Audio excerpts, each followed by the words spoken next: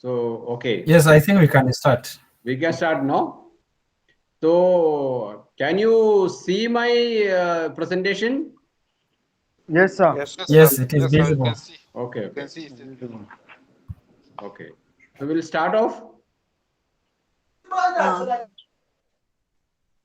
So, we are going to present today, we are going to speak about hazard, risk, and vulnerability, and certain number of, certain of this, how to assess this.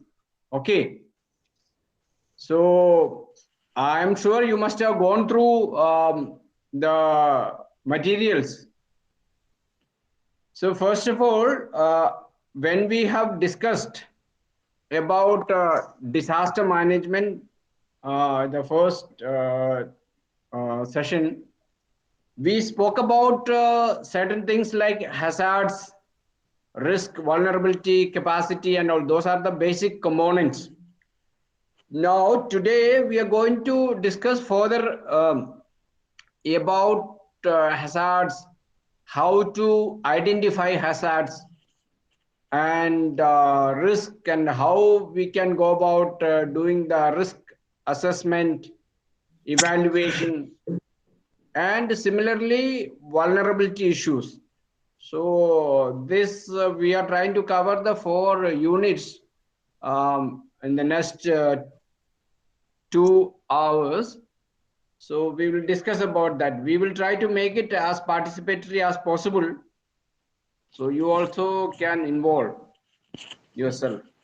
See, as you are aware, hazard is defined as a potential or a latent dormant cause which is activated when the right configuration of factors or natural or man-made, either both or one of them present.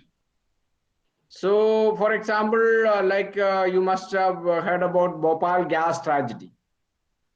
The chemical plant in a populated area is a potential threat. So, the Bhopal case also, the chemical plant was in a, no, it's a populated area, and it was a potential threat.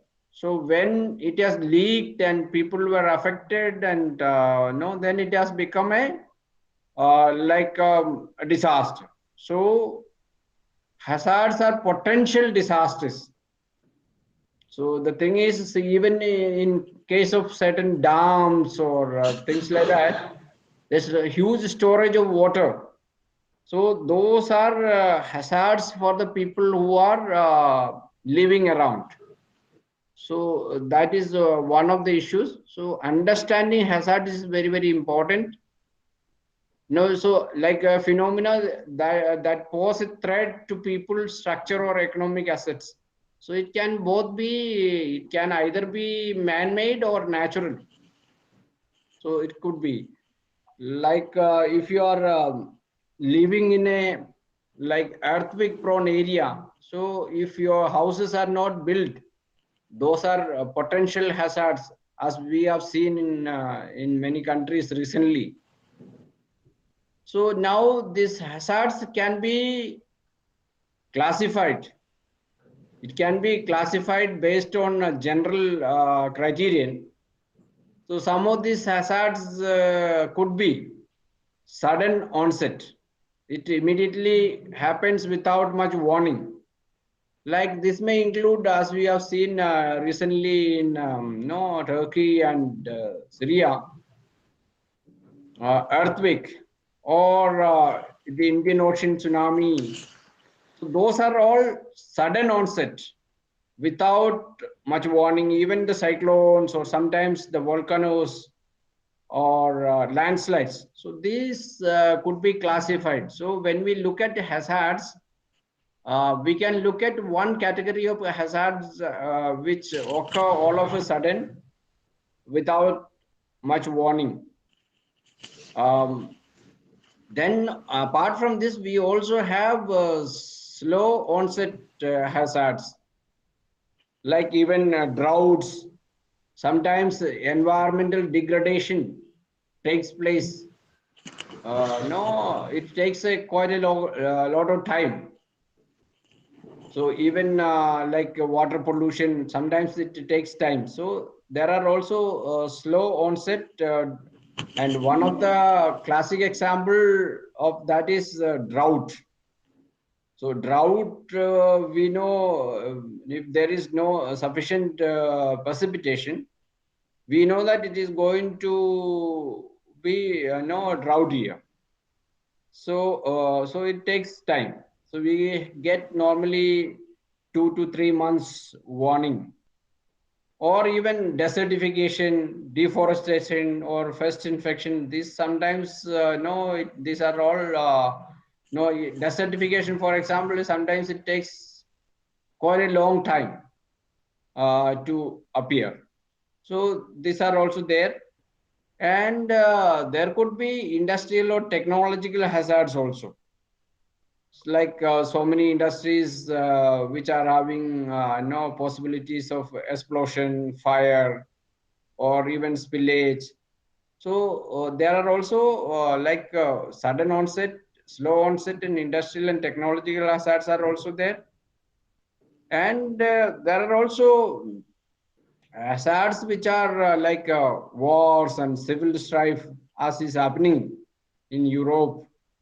So even insurgency, terrorism, which which lead to displacement of people and refugees in huge numbers. So hazards could be categorized into this, and there could be also like epidemics, even pandemic. So water and foodborne diseases, person to be so like we had the recent problems, vector-borne diseases. So these are all no, we can categorize hazards into these categories as given in your resource material. So when we look at the hazards, we need to also now look at what category of hazards they belong to, and what their characteristics are. So those needs to be understood.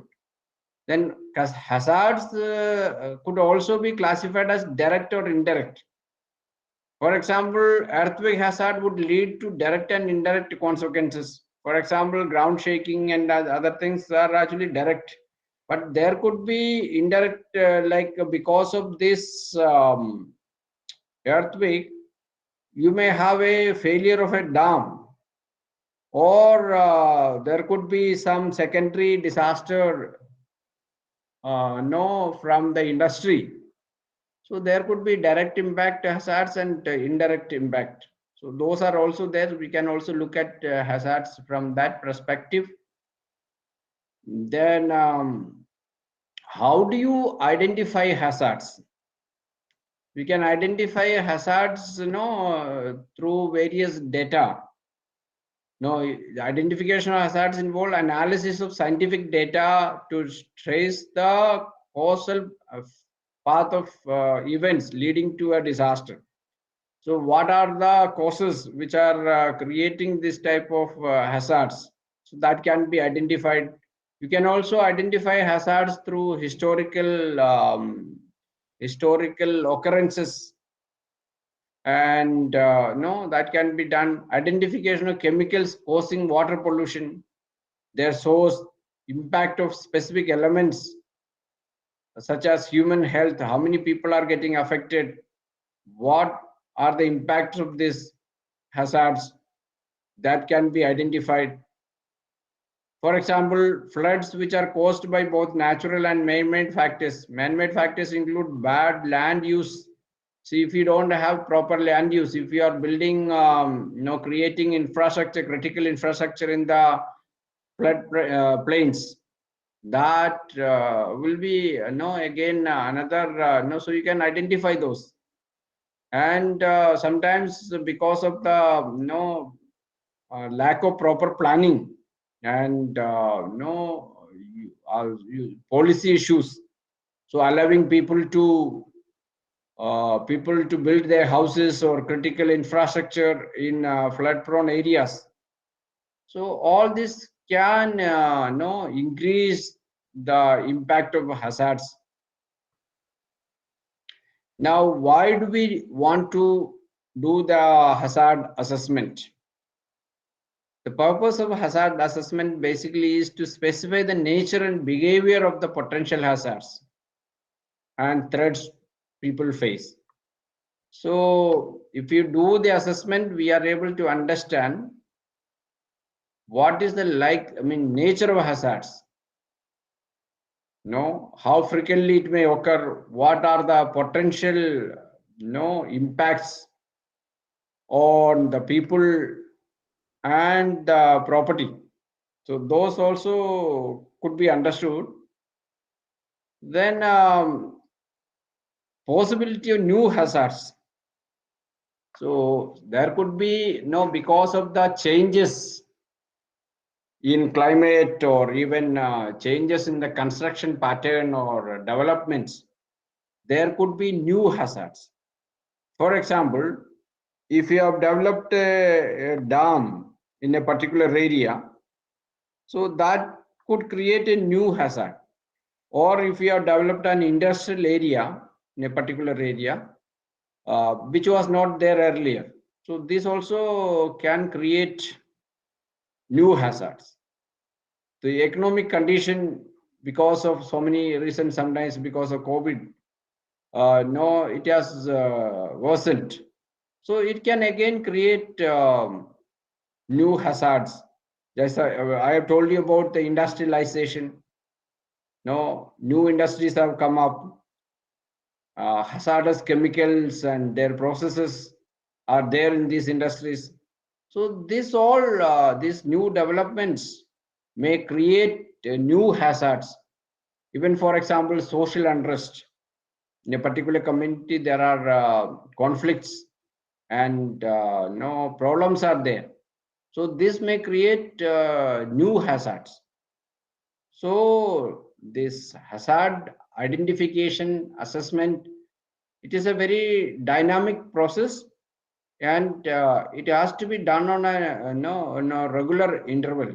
If any new developments are there, things have changed, then we need to continue to do this process of identification assessment. So mean to say, it is a very dynamic process. So new forms of epidemic or even pandemic, so those also can bring about new hazards. There could be secondary hazards also. Like one hazard may cause a secondary hazard. Floods, you may be aware. Floods normally, so flood is a hazard itself, but after the flood or immediately after the flood, there could be secondary hazards like epidemic or snake bite, or even like in the case of drought, there could be again epidemic, famine, earthquakes causing landslide, industrial disasters, civil wars, again another secondary disaster, maybe the refugee situation if it is not properly managed, displacement, large number of people are living in camps and things like that, so it may again cause epidemics. So when we look at hazardous situations, when we do the hazard assessment, one needs to also look at the secondary hazards, which may be an effect of this first hazard. So that could also be understood. Then factors to consider in understanding the nature and behavior of the hazard. So again, to get into more details, we need to also understand the nature of hazard, whether it is sudden, likely to occur suddenly, or is there sufficient warning? What are the factors? Is it man-made hazard, or is it natural, or is it a combination of all this? So those needs to be understood. Whether we are going to get warning before these hazardous events occurs. Are there signs? And like drought, we have signs, we get warning. or even cyclones, there are formations and things like that. So we are able to get, so we need to look at those. But there could be like the earthquake, which may not have like warning systems in place. So warning scientific and indigenous indicators that hazard is likely to occur. So if there are no signs and symptoms, so there may be there in some of the hazards. Forewarning, time gap between warning signs and the impact of hazard. Like for example, in cyclone, we may be having maybe 10 to 15 days or 5 days. No, before that we get the warning. So we need to understand. We need to look at when we analyze the hazards whether these are available for this. Factors to consider in understanding the nature and behavior of hazard. The force, how powerful is, what is the intensity, what is the magnitude, how much area is going to be affected, speed of onset, is it coming too soon or is it gradually progressing, that needs to be understood. How many times, what is the pattern? If you look at the various hazards, some of these hazardous events occur after 100 years, but sometimes these are repeated every year. So that also needs to be understood. So that is another thing, the frequency of occurrence. Some places we have seen after 100 years, this type of events have occurred. But some of these places like flood and all, sometimes there are recurrences. So when we do the hazard analysis, we need to also look at the frequency, the speed of onset, the force, the magnitude, the intensity, and the area likely to be affected. Those also needs to be analyzed. Then whether these hazards are occurring all through the season. For example, the earthquake, again, it can occur normally all the seasons. But in some of the hazards like flood or drought and all, we have certain seasons or certain months these are occurring. Like smoke, for example, normally they occur in winter months. And duration, hazards present, how many days is likely to. The flood and all, sometimes we have months on end. So flood situation, the remains for maybe 10 days, 15 days. But earthquake and all, it occurs. And then there could be also like aftershocks. So we need to also understand the duration of the hazards and the seasonality of the hazards. Those all needs to be analyzed. So like for example, I have given a hazard metric. For example, hazard type, what is the type of hazard? Origin, rain, river flow, for example. Warning signs, so are there warning signs? Forewarning, is it there? For example, rainfall duration, intensity, quantity, speed of wind, temperature, movement of animals. These are all warning signs. And forewarning, do we get early warning? So can we predict this? So are there seasons? Are there seasons available? For example, flood, there are seasons. So how many days normally the flood situation, the flood hazard occurs, remains in the area. So this type of metrics can be made, and then you can apply these metrics for analysis of the hazard. So that will give more detail about the characteristics of various hazards. So far we have talked about hazards and its assessments. Again, origin or causes of hazards. Why these hazards are happening? Floods. Why it is happening? Is it because of encroachment, lack of proper planning? Is it because of coastal rising of water, or is it because of flood, or is it because of cloudburst or whatever? So we can also look at the causes: drought, whether it is because of rainfall deficient or epidemic, why it is happening, earthquake. So the cause, the origin, the causes, those also could be analyzed. So certain important points are there which can be looked at while assessing the hazard.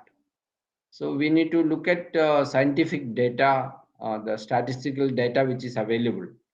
So how many times it has occurred, normally what are the frequencies and the impact. So the scientific data which is available, historical data or the data, the records can be looked at.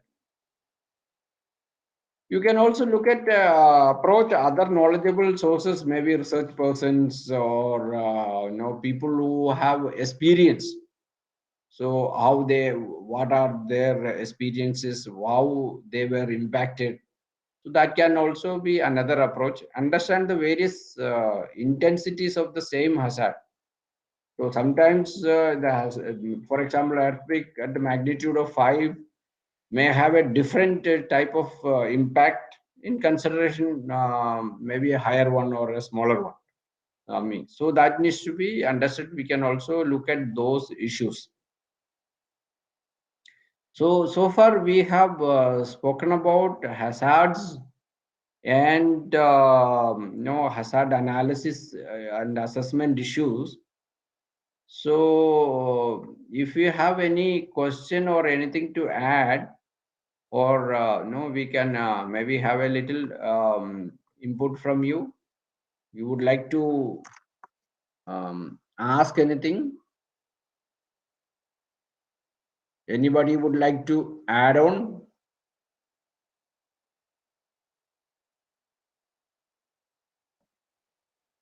Okay.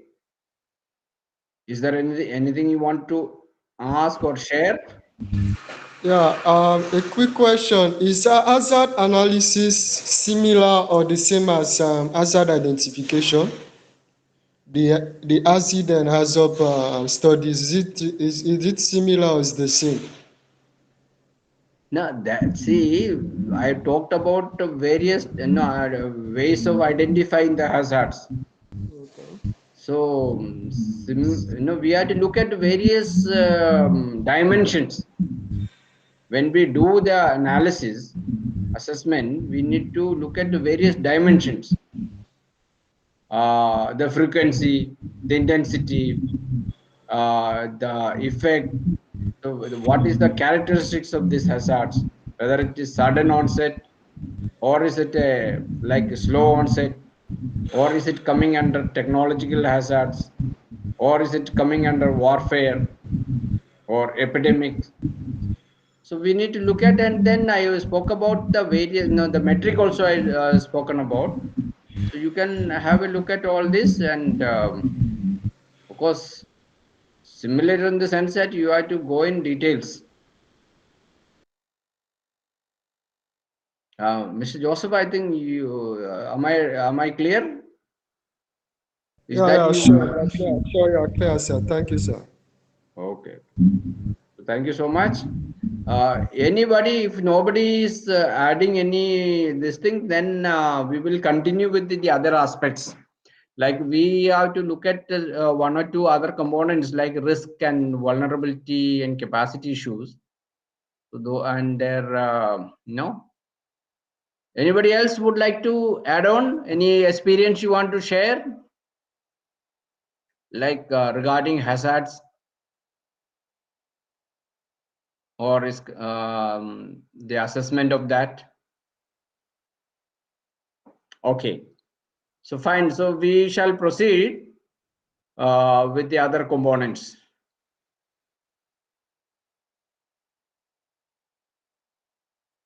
So coming to risk, risk is precisely defined by international strategy for disaster reduction as the probability of harmful consequences or expected losses in terms of death, injury, property loss, livelihood, economic activities or economic situation or employment disrupted or environmental degradation. So this needs to be quantified, resulting from an interaction between natural or human-induced hazards and vulnerable conditions.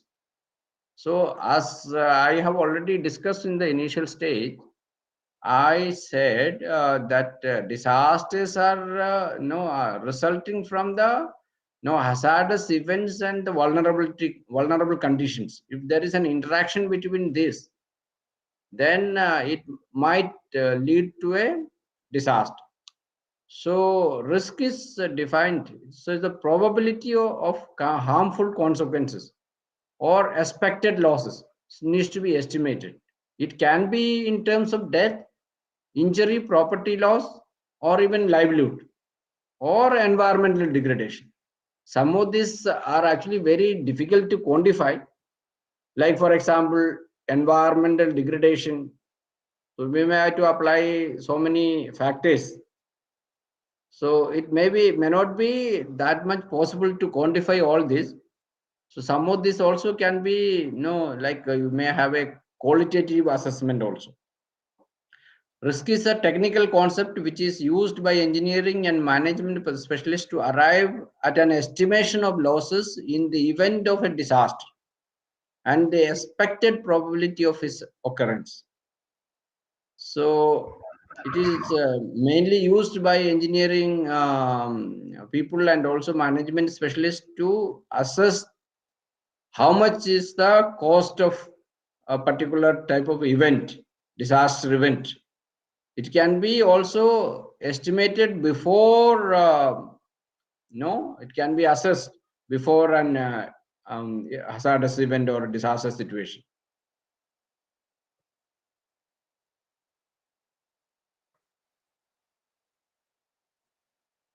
So in the context of disaster management, risk implies application of specialist knowledge on the part of professionals to forewarn of disasters accurately and anticipate the risk involved in siting, land use management, and project planning decisions. So if you know that if you're going to make your houses in the landslide prone areas, this would be the risk in terms of loss or human loss or the property loss. So if the risk is very huge, then the management or even the government may change the decisions. So risk assessment is important before we make decisions, especially if you are making, for example, if you are making your critical infrastructure in hazard prone areas, then naturally the risk will be more. Suppose you are making a nuclear plant in a habitated area, thickly habitated area. So what happens? So the risk may be more.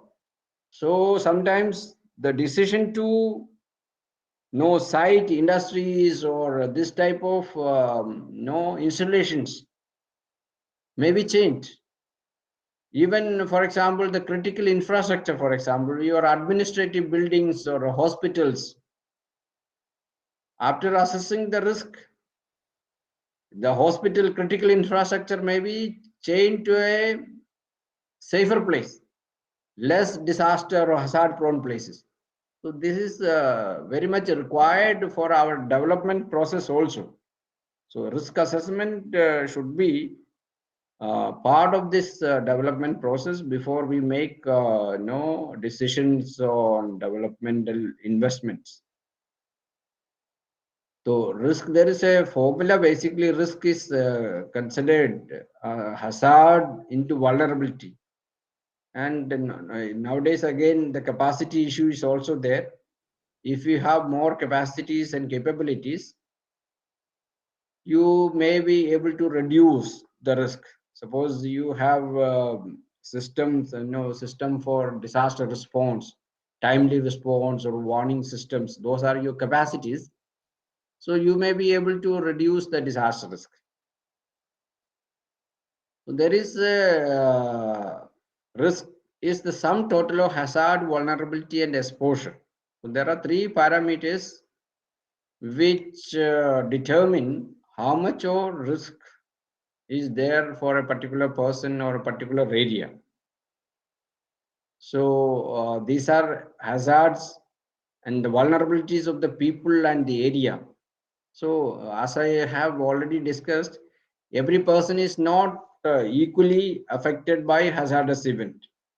So some people may be more vulnerable because of the nature of construction, or maybe because of disability, or various other gender issues, maybe social exclusion, maybe, or social and economic issues.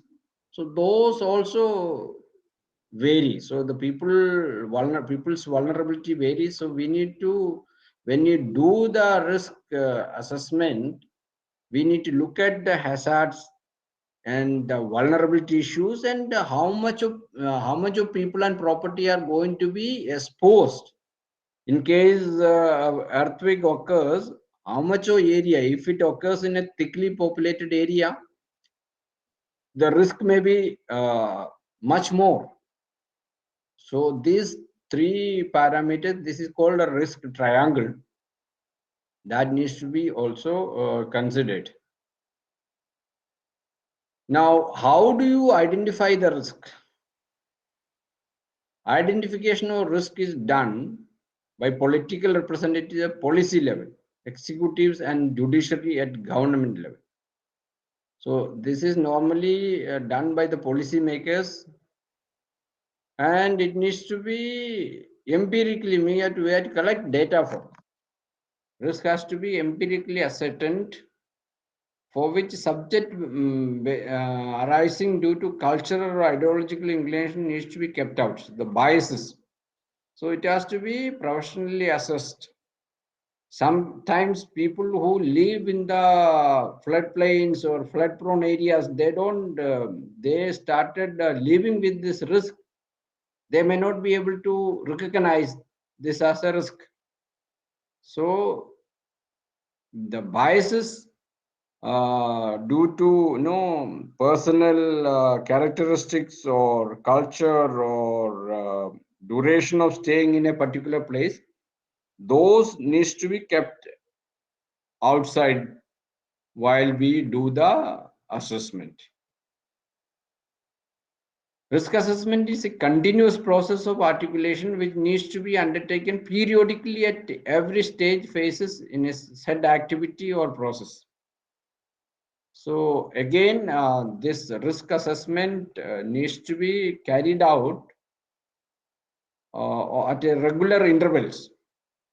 So suppose we have done the risk assessment of a particular dam or industry or a particular city 2 years ago, but and using the same data of risk assessment may not help you. So mean to say, it needs to be done on a very regular intervals.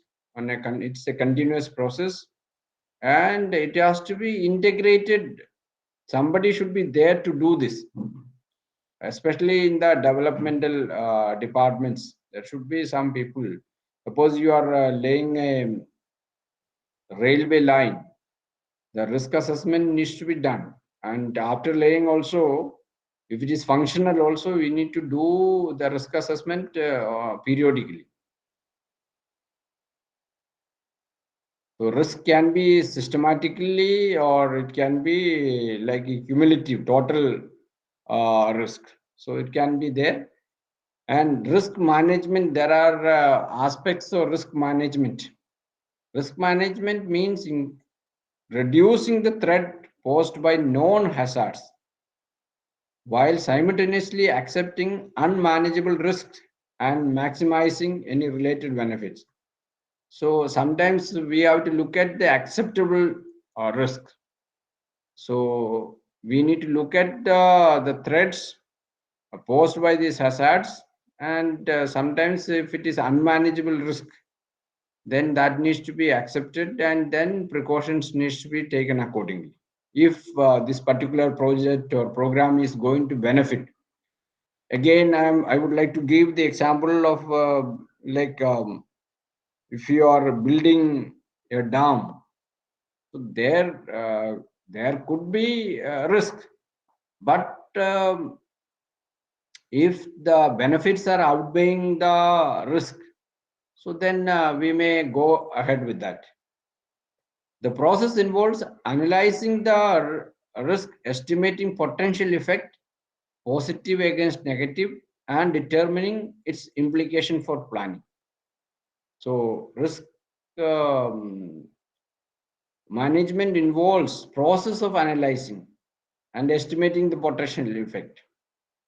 And so sometimes people live with the risk. Why people are living in cities or because or even slum areas, or they are living near the industries or some chemical plants, because they feel the benefits are much more. The hazardous events may occur very less frequently, and the benefit may be more. People are living in cities, there are environmental issues, but even then they continue to live. They are actually migrating to cities. So there are environmental risks, but then they may be having more benefits. Risk management is essentially a function of government involving policy planning, setting up organizational framework involving government agencies, private corporate sector, and non-governmental community action groups, professional associations, and outside experts. So normally the risk management is done by all these agencies, and many times risk management is also done by a team. There could be experts, professionals, community stakeholders, the government agencies, and other stakeholders in that. Now, looking at the components of risk management, see, risk management involves educational activities that people can be educated about. Awareness can be generated. So education approach can serve to make producers, workers, and the general public aware of the risk, so that they make provision for reducing or avoiding this risk. So even in the products also, some of the products they say this, if you look at some of the medicines also, there are side effects. So, and then people are told about it, and they may take certain things along with this, so that the risk can be reduced. So people needs to be made aware of this. So that is one way of looking at risk management, educating people, speaking about the implications of using this. Then public information program increase awareness about. So you can also have public awareness programs, like during the COVID, you must have seen public awareness and information was one of the major components about the pandemic. So that is another area of managing risk. Then economic options provide both positive and negative incentive. So suppose to measures for control of hazards. Suppose if you want to reduce the hazards, you can also know, like if people are using, for example, helmets, they can be rewarded or they can also be punished. So those type of incentives can be done for reducing the risk. Then the polluter pays is a principle exposed by organizational economic cooperation and development with the intention of maintaining equitable trading practices. So, for example, if an industry is polluting, so they need to look at they have to pay for that. So that is so in terms of taxation or special levies. So these agencies who are polluting, they have to pay, and then maybe some government other agencies may take up measures to reduce the effect of this. So that is there. Then another option is regulatory subsidies such as grants for pollution, no less pollution, polluted equipments, monetary incentives, so tax reduction subsidies or rebates, tax holidays. So those things. So the for example, now we are having this. We are promoting in many countries cleaner energy.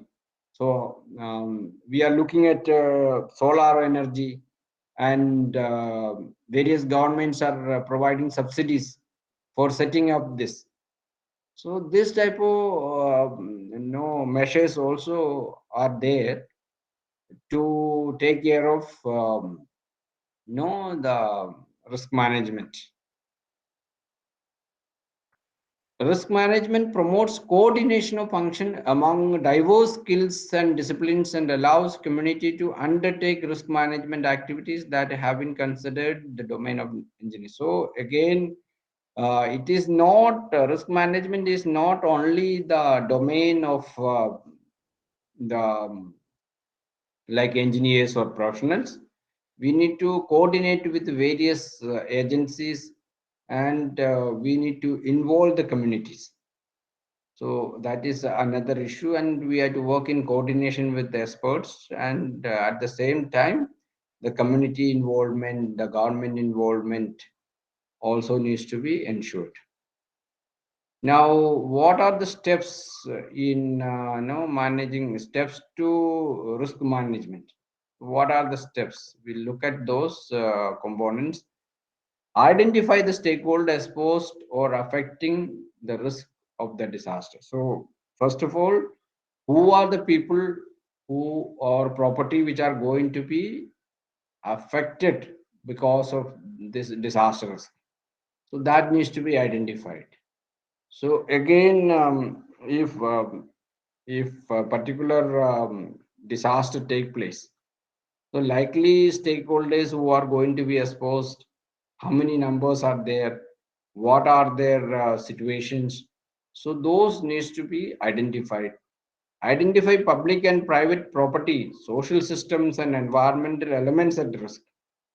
So which are the elements?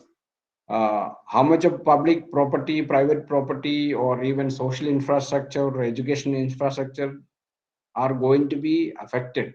So that also can be identified. Estimate the disaster risk, that is the likelihood and consequence of disaster. So how likely that this year or next year we are going to be faced by flood? So what is the chance? And what would be the impact or consequence of this disaster in case a flood takes place, earthquake take place? What would be the scenario?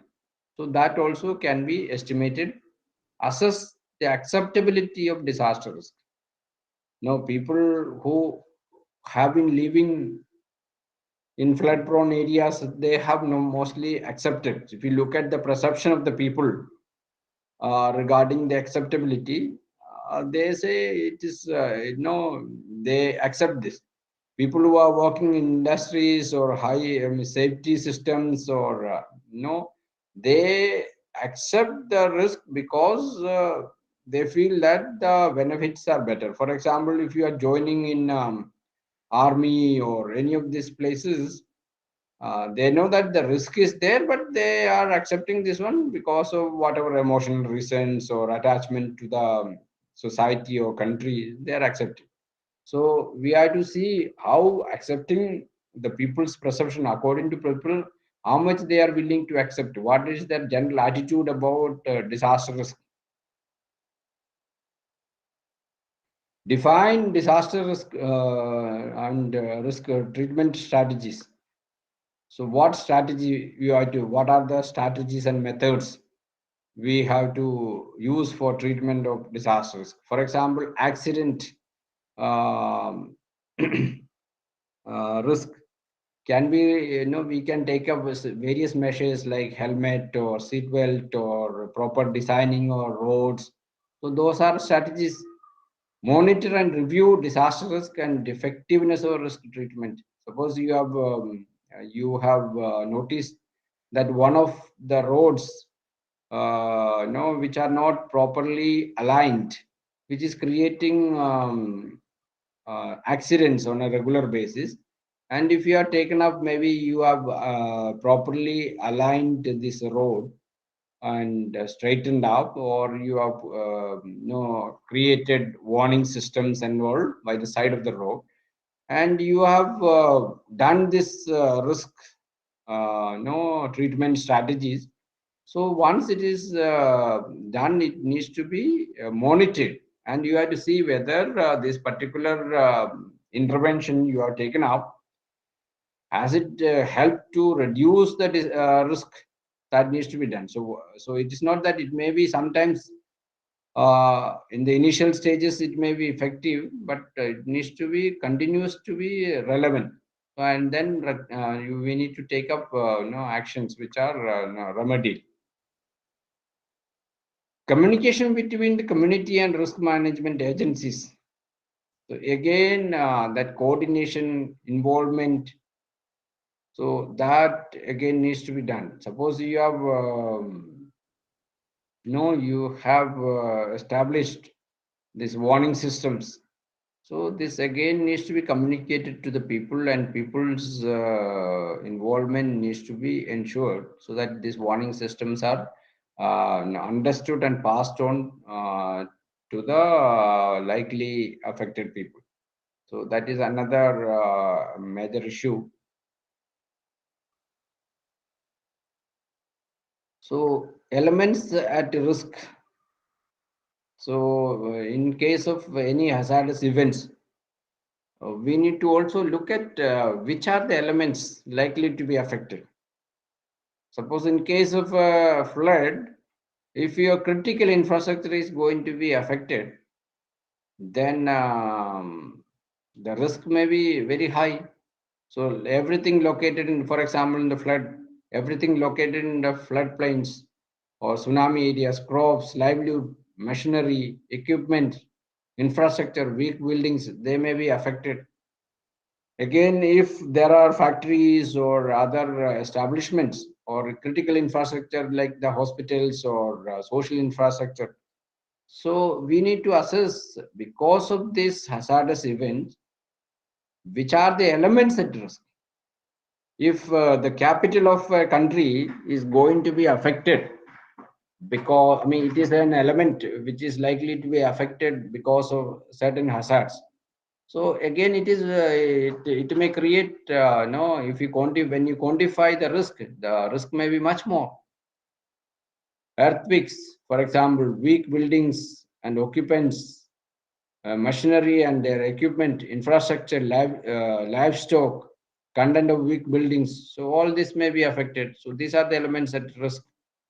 So each of these, when you do the risk assessment or analysis, we need to look at the elements at risk. Landslide, for example, anything located on at the base of the steep slopes, so this may be affected. Strong winds, lightweight buildings and roofs. So if we have houses which are having like the roofs which are maybe tin or no, so that may be affected. Fences or trees, signboards, boat fishing, coastal industries, so or even crops which are maybe little, no, they have heights, so they may be affected.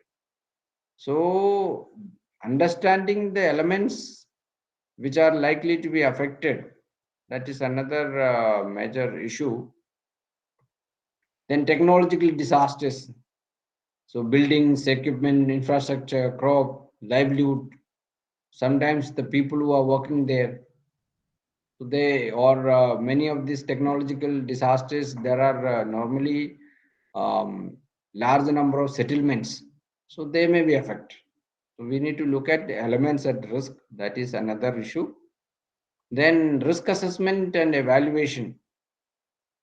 According to International Strategy for Disasters Reduction, it is basically the process of conducting a risk assessment is based on the review of both the technical features of hazard, such as their location, intensity, frequency, and probability, and also analysis of physical, social, economic, and environmental dimensions of vulnerability and exposure, while taking particular account of coping capabilities. So, risk assessment looks at both the hazard aspects, the various, the frequency, the intensity, the secondary hazards, elements. So all those, and also it looks at the vulnerability issues. As I already mentioned you, the risk triangle. We need to look at all these aspects. So it's a process of conducting risk assessment based on the review of both technical features, hazards, their location, where they are located, intensity, how frequency, how many times it may occur, and what are the chances of occurring, and also the analysis of physical and socio-economic vulnerabilities, including the environmental dimension, and how much of people and property are going to be affected, and what is the coping capability of the people. If people are having experience, knowledge, they have systems in place, then they may be able to cope. So these are all important for risk evaluation. So this is again multi-dimensional.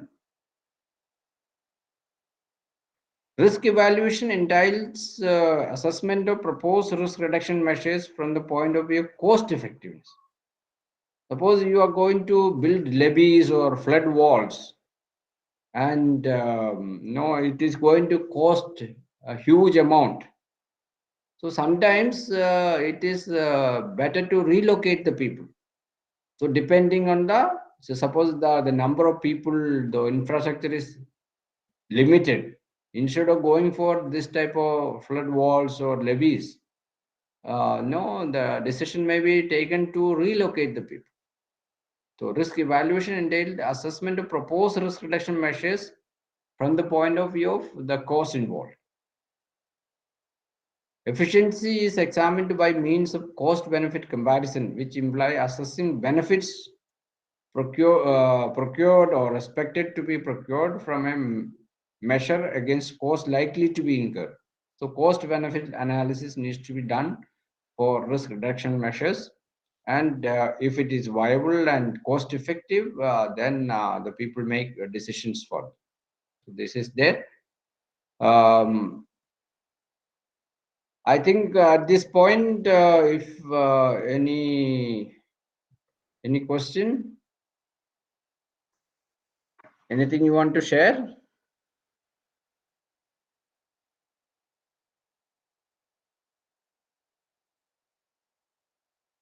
We were speaking about the risk.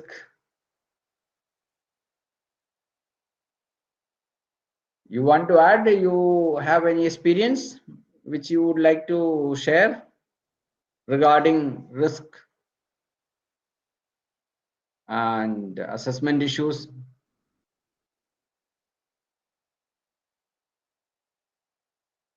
Okay. Anybody responding? No, nobody. Okay. So I think we should, I'll break for 2 minutes. Then after 2 minutes, we'll continue. 2 to 3 minutes. Okay. Is that okay? Please, sir, make it 5 minutes so that we 5 can. minutes break. Okay. Yes, thank Okay, you, sir. fine. 5 minutes break. We'll come back after 5 minutes. Okay, sir. Okay. Okay, One sir. person raised his hand there, Adamo.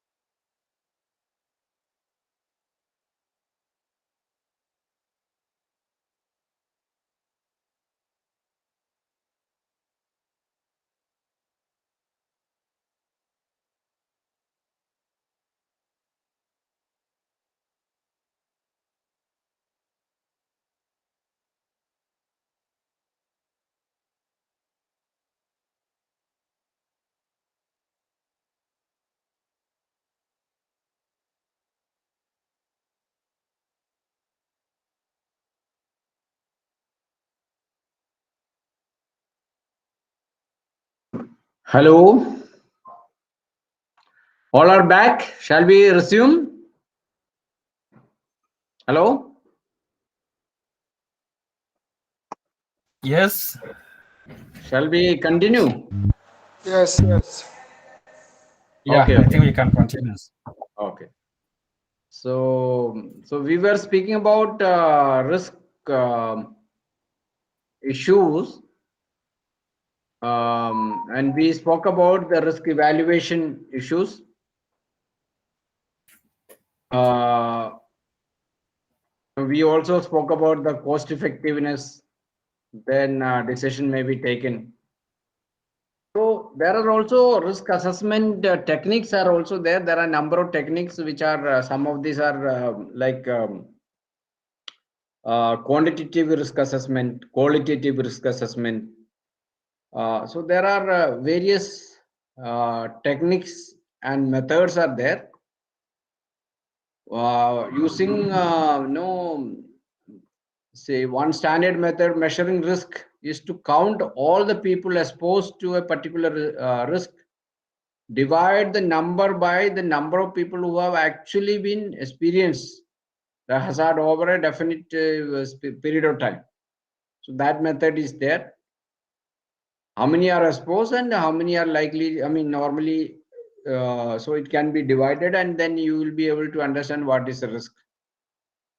Then statistical model methods are there. Purpose of statistical analysis to arrive at a particular statistical model that relates the risk posed by a natural hazard, basing on the socioeconomic parameters. So again, both these hazards and the vulnerability issues are taken care. Sorry to And interrupt, doctor. We can no longer see the slide. hello, The slide, we can no longer see the slide. can you see the slide? No, we can't see it No, now. there is slide there. It is not there.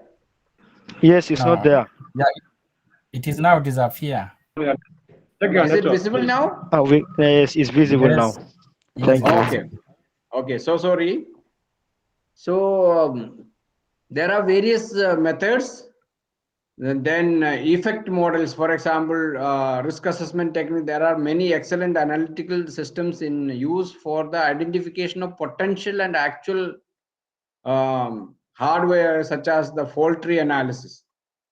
So some such analytical models are we can discuss about that. Effect models. A disproportionate amount of time and resources spent on crisis and emergency plans, which are not pre-evaluated from sustenance or workability. So we have to see whether these risk reduction models are on a, is it going to sustain or is it going to work? Suppose you have created certain infrastructure for risk reduction and the people are not no cooperative, so it may not work. So that needs to be evaluated. The operation of a plan frequently fails due to the omission and oversight that occurred during the plan formation process. In order to estimate the disaster potential, calculations are done based on the basis of effect model. So what is the effect? What is the likely effect of a particular risk reduction activity?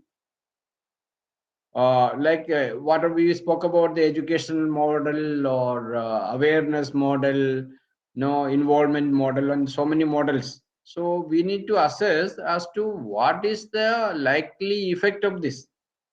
So that is another issue.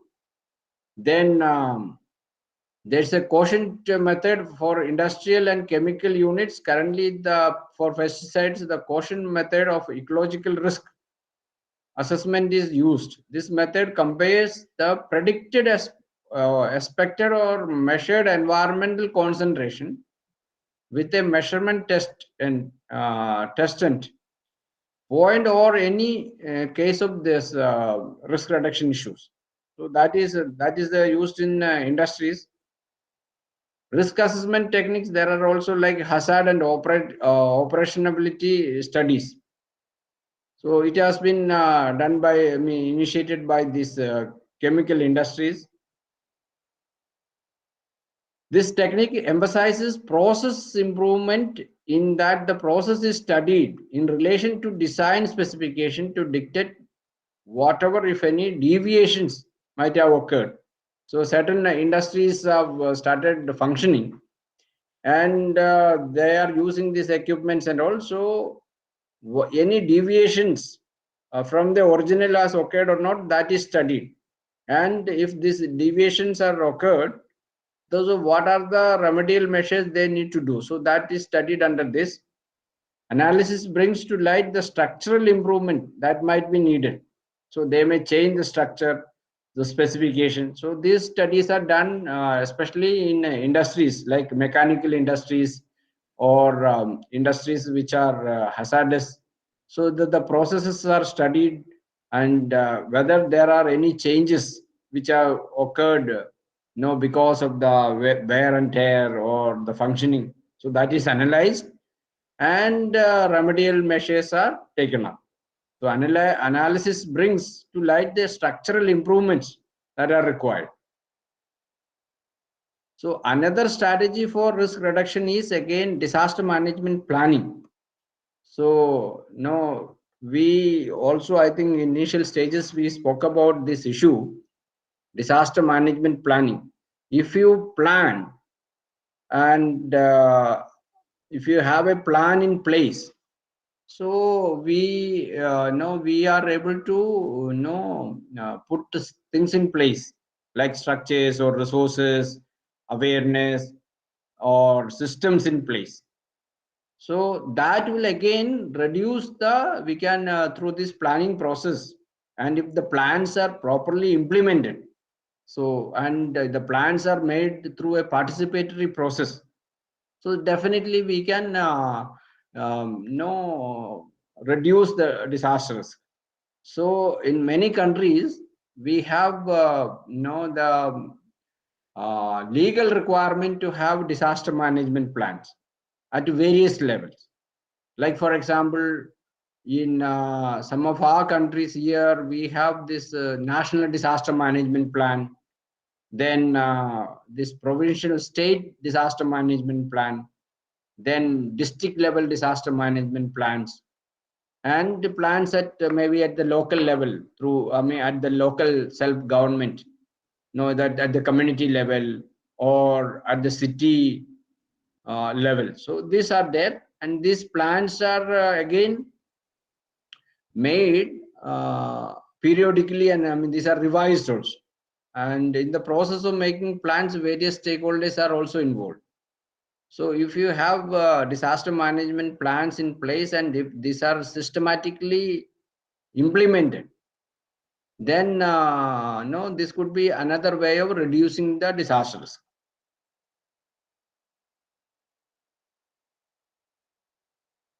So this can help administrative arrangements, or we are able to understand the frequency of occurrence of disasters, and no major other issues. Disaster planning is conducted at the macro and micro level. So as I already mentioned, the disaster management plans can be at any level. It can be at the individual level, or it can be at the family level or community level. Then various levels. At macro level, maybe you have at the national level disaster management plan, or state level you may have. So micro level again going to the smaller units.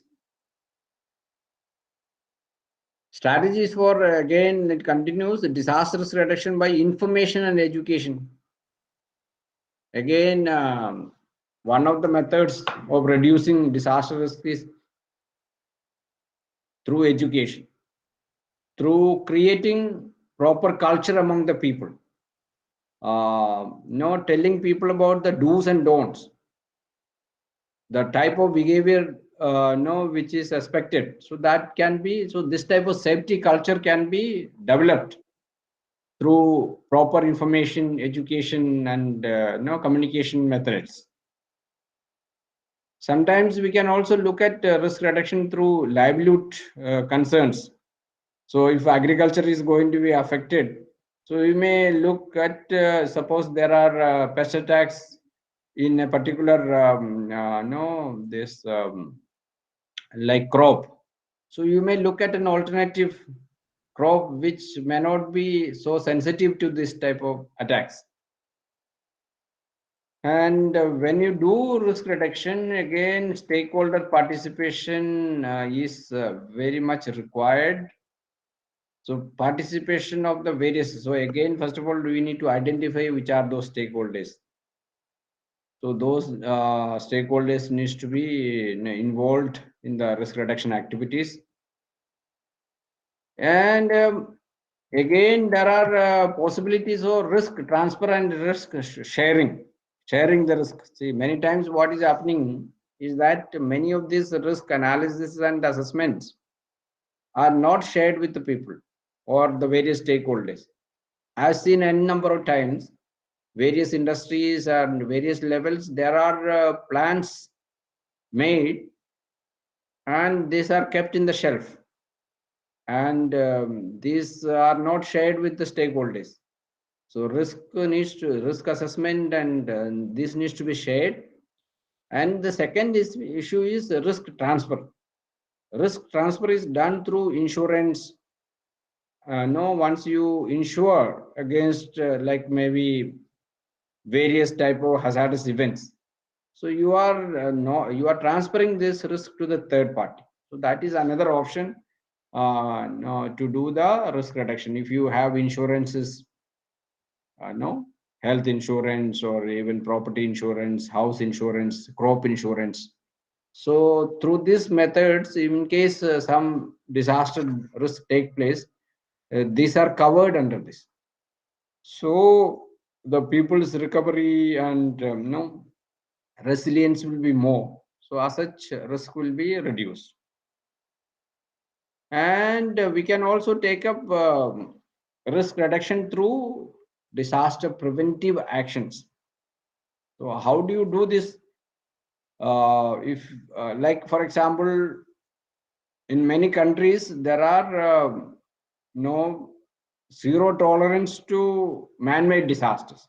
So if you are able to prevent like certain epidemics and no sicknesses can be prevented through vaccination, or you can take up no preventive measures for communal rights, accident prevention measures, or many of these no risk reduction activities through preventive methods you can take up. So we have to again plan for and see what are the preventive measures available, how cost effective they are, how sustainable they are. They needs to be assessed, and then we can take up this preventive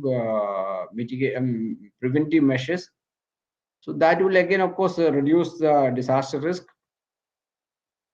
So far we spoke about two issues: hazards and risk. And I think the third component which we need to discuss and understand is about the vulnerability aspect. So I think we have already discussed this issue in the initial presentation, but I will little more detailed discussion will take place now. So the vulnerability gives the extent to which a community is likely to be affected. So it depends. I said no, the disaster take place when there is an interaction between the hazardous events and the vulnerable community. So the susceptibility of the community to hazardous events is called the vulnerability. It involves the measure of resilience. So suppose people who are experienced this type of events, they may be more resilient. They must have developed a coping capability. Many of the communities, like indigenous communities, for example, they have been facing this type of events over and over again. So they have developed this capability to cope with that. And they are not so much affected because of this resilience they have. So even during tsunami also, in some of the places, the people who have faced this tsunami, they were able to cope with it because they have already known this type of events and they moved out of those places. So these things are there. So it is an inclusive concept as it is affected by the following factors. So there can be like physical factors, like people who are living in near the proximity of rivers. So they may be, because of the geographical location, physical location of their habitation, they are more affected. Or certain areas, they are living in certain geographical areas which may be prone to like earthquake. They may be in highly prone zones of earthquake. Or it could be also due to social factors, like there are certain discriminations among the community. So if people who are discriminated, for example, they may be more affected because of the hazardous events. So social factors are there, their cultural factors are there, then economic factors, for example. People who are having maybe a second house may not be so much affected by one particular disaster, because they have one house is destroyed because of earthquake, but they are able to move to the second. Even economic factors you have seen during the COVID also, those people who were well off, they were not so much affected.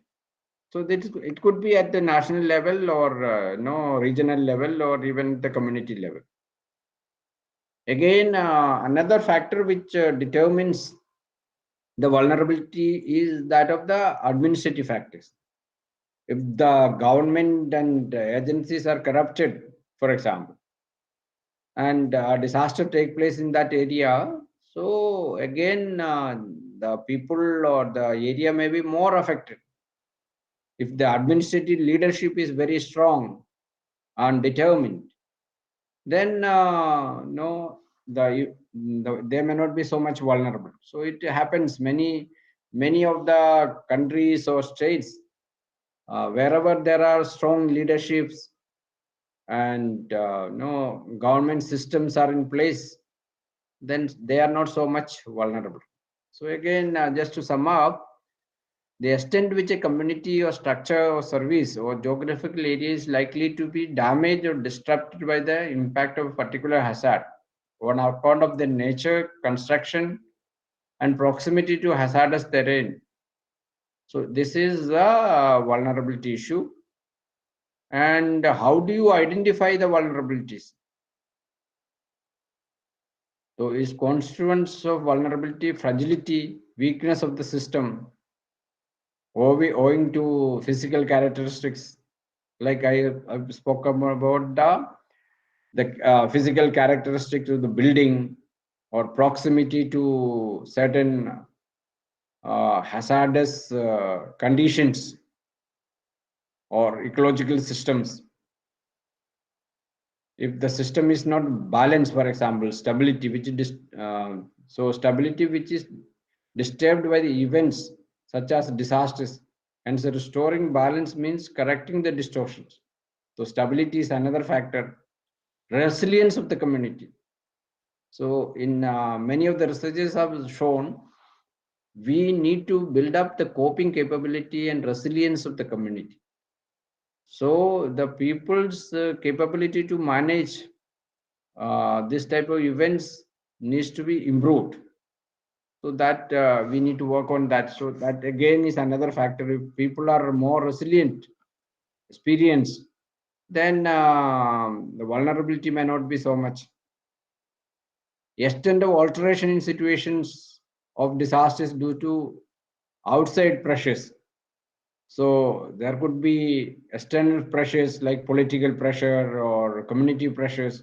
So that may reduce or increase the vulnerabilities. Identification of vulnerability implies examining the root cause of vulnerability. That could lie technological, physical, or socio-economic condition. I think I had discussed already about the poverty issue. So many people are vulnerable because they are poor. So that is maybe a socio-economic condition. People may be vulnerable because they may not be having technological knowledge, or physically they are located near the hazardous terrain. So these are to be analyzed, and the root causes needs to be analyzed. Why people are vulnerable to hazardous events? What are the root causes? So The that slide is gone. Hello, The slide is gone. what happened? The slide is gone. The slide, you can no longer see the slide. Oh, really? Yes. Okay, okay. Can you see now? Yes, Hello? it is there. No, Okay, it's not okay. there. Oh, I think Okay, there may be. it All might of be you are network facing from the your side. problem. Is it that everyone is facing this problem, or only one or two? Hello? No, we can see the slide. The Yes, Can you slide see is the there. slide? It might be network. It might be network from your side. Okay, but I cannot see. No problem. You can progress. Okay, okay. So please see what can be done. So identification of vulnerability is challenge in the sense that it is a complex process, because vulnerability results from cultural, socio-economic, physical, or education, so many factors. So it is a identification of this vulnerability is a very, very complex and dynamic process. Tackling vulnerability involves both short-term and long-term mitigation measures. That the problem of vulnerability is essentially a problem of development. So suppose in your area, if there are good hospitals, good disaster response systems, so maybe that is one of the mitigation measures you can take up to reduce the vulnerabilities. Or you educate people, you can take up structural mitigation measures again to reduce the vulnerabilities. You build earthquake resistant construction. In some of the countries recently, you must have seen many of the houses have collapsed because they say these houses were not built using the disaster earthquake resistant technologies or building codes. Or in some places these codes are not codes are there, but they are not followed. So again we need to look at reducing vulnerabilities through various interventions in terms of structural mitigation and non-structural mitigation measures,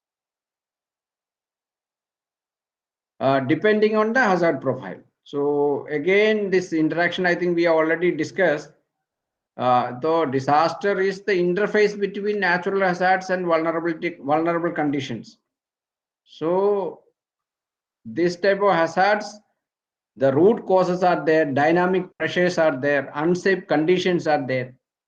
So if you want to reduce the vulnerabilities, we need to address the root causes like poverty, limited access to power, economic systems, general preconditioning factors, cultural factors.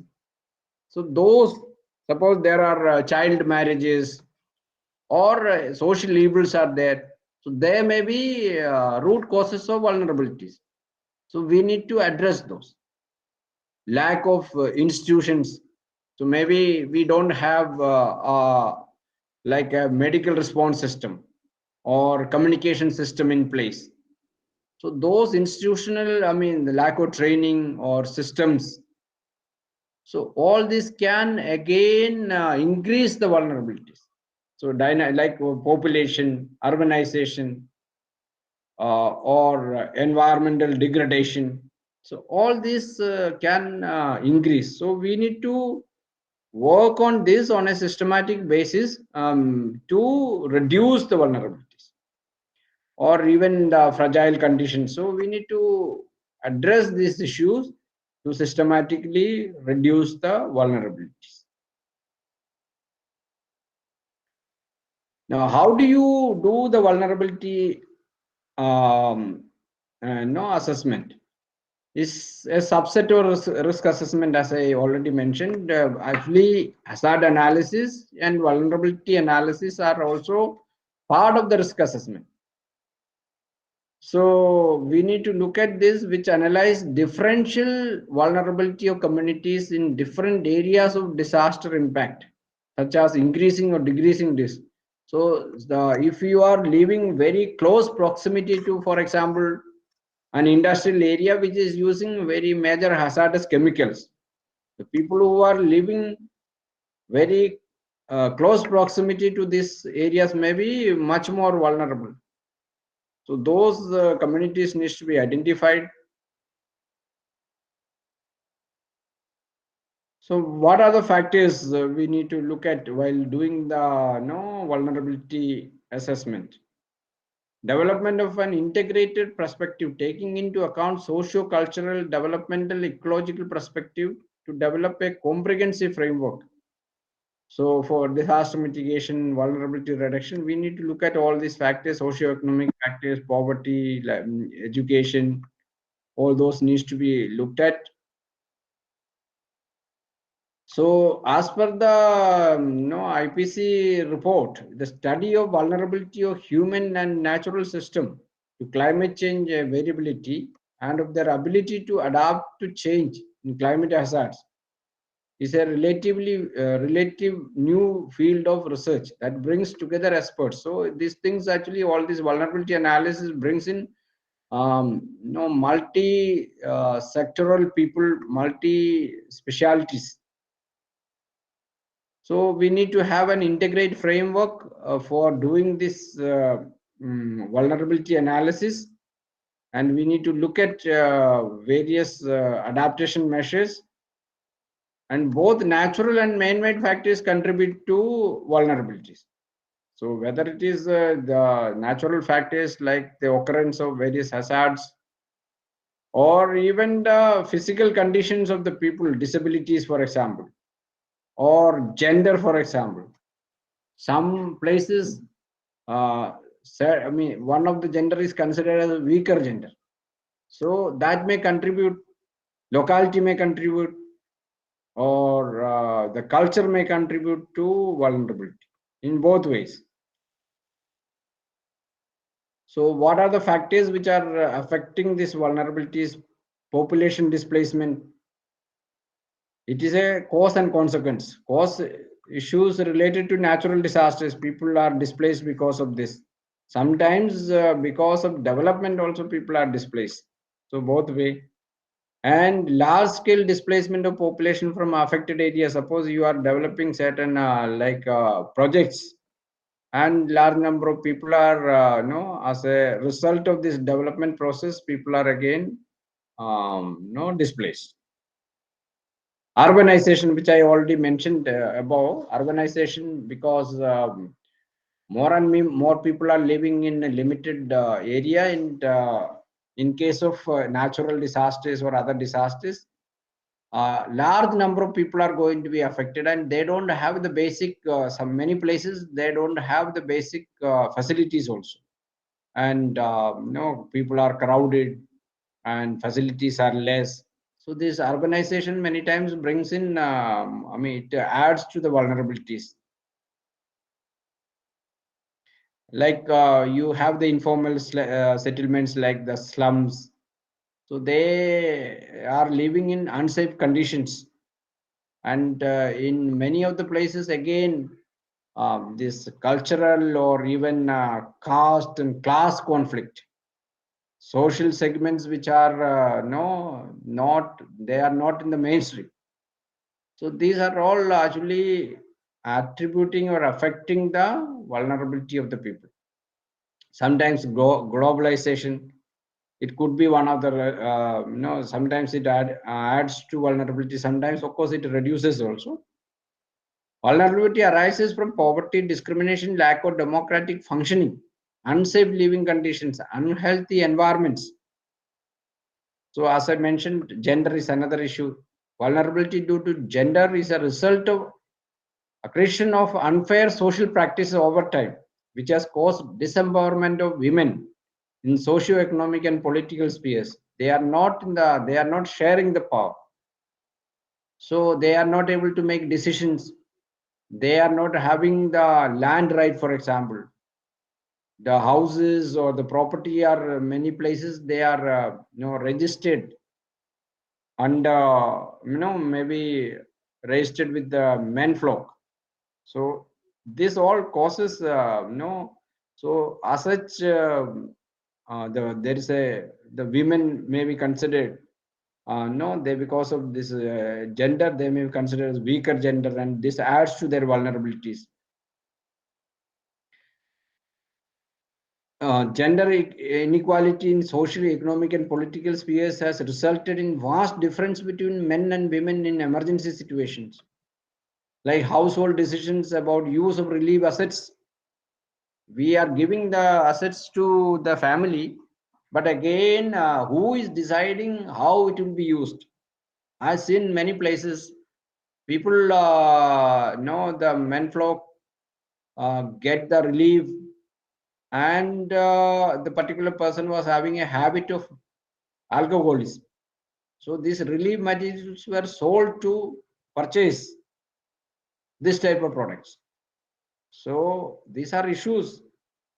Voluntary relief and recovery work again. It is not. Sometimes we have also seen people know whether you are in training or preparedness. The weaker gender is the women gender is not involved as much as they should be involved. Access to evacuation shelters and relief goods and employment in disaster planning, relief and recovery. So many times again, women are denied of this. So all these are heightening the vulnerabilities. So other factors like economic factors, geographical factors, livestock vulnerability. So those are also there. And there could be physical vulnerability, as I said, socioeconomic vulnerability, and vulnerabilities which are related to various issues. Like if you have a building which is very old and which is not made as per the proper structure or as per the building codes, so they may be more vulnerable. It may vary because of construction techniques. So again, socioeconomic vulnerability, again, because of the socioeconomic factors.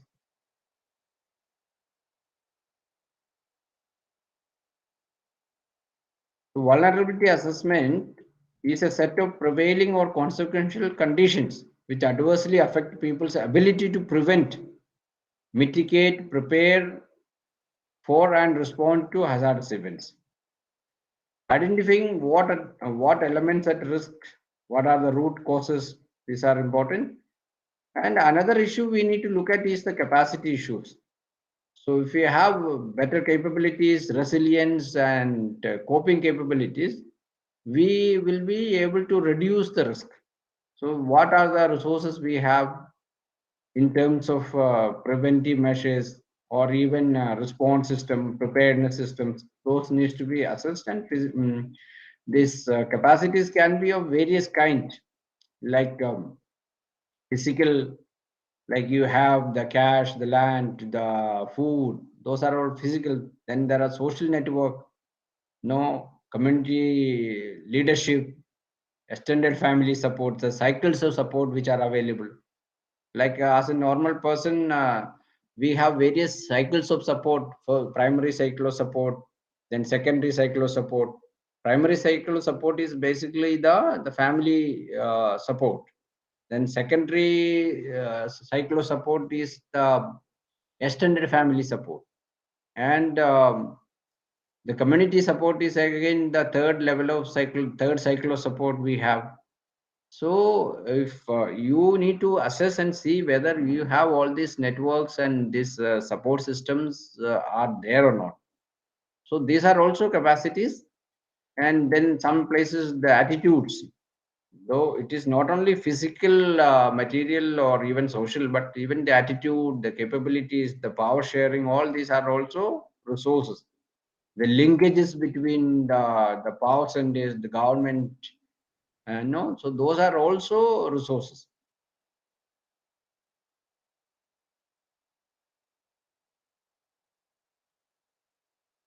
So tools for capacity assessment, there are social mapping, resource mapping, gender resource mapping, wealth ranking, all these are also no tools for capacity analysis. So I think we have discussed this almost 4 chapters during this interaction, and if you have any question, or if you have further additions, any of you, from your own perspective, we can also have a sharing, so that we learn from each other also.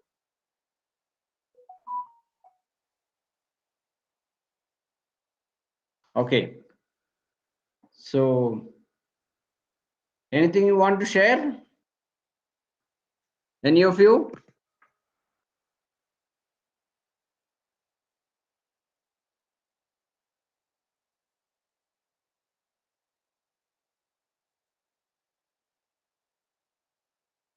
So you are clear with these concepts and the methods?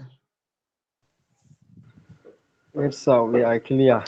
So I would request you to go through these reading materials, and also read up some other materials also which are relevant to your area also. There are reports and systems which are available, like UNDRR or other resources, and also in your respective countries, what are the systems for risk assessment, what are the methods, even computer based systems are there, GIS based systems are there. So you try to look at those issues, look at the UNDRR website, read out some of these things. So then gradually, once you start applying this one in a particular, for example, risk assessment for a particular case, and try to apply this. So then since many of you are practitioners, you can also start applying this. So if you have no further discussion issues, so shall we bind up, or you want to discuss anything more? Shall we call it a day? Yes, sir. Yes, sir. I think it is very clear. So we can call it. Yes, sir, it's very clear. Thank you for the presentation. Okay. So thank you very much. We can simply You take care. We can simply request to share with us the presentation documents. Yeah. Presentation, I will, like last time, I will share with you after a little editing. You will get the presentation. This is, there's no issue. All right. That is very great. Okay. Thank you. Thank you so much. Thank you, sir. Thank you for nice presentations. Okay. Thank you so much. Really understand.